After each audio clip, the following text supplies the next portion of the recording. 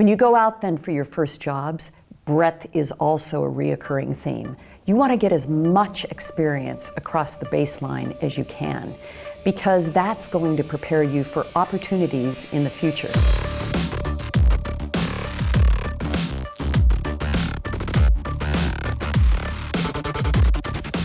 You know, it's really interesting because a tech hub is a combination of really tangible things like access to great industry, access to good talent, access to universities, but then there's the intangibles, and that's kind of the place that people want to come, they want to live, and that is more of the culture. What's the core of that city like? What's attracting it?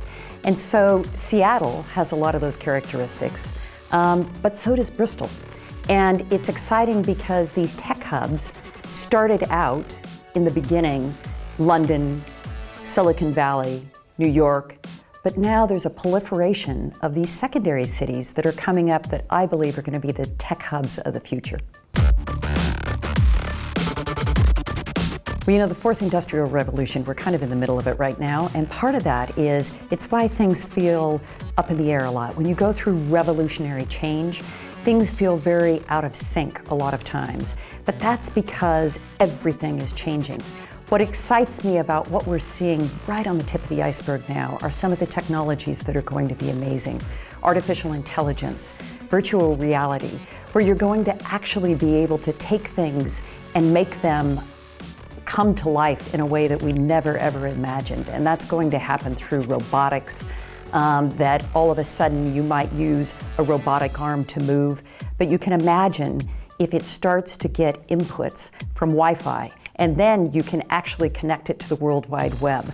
The amount of ability that's going to happen when we bring together everything from what's in the virtual space to what's in the real space to what is unimaginable in health, in financial services, is going to be a very exciting time.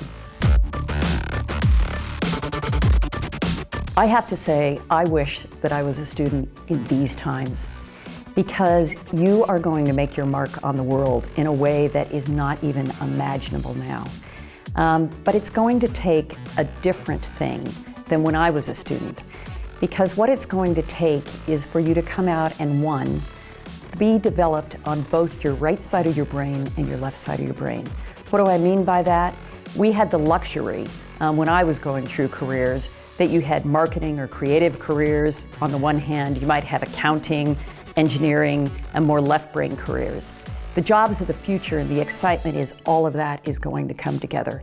So being able to develop yourself with breadth becomes really, really important.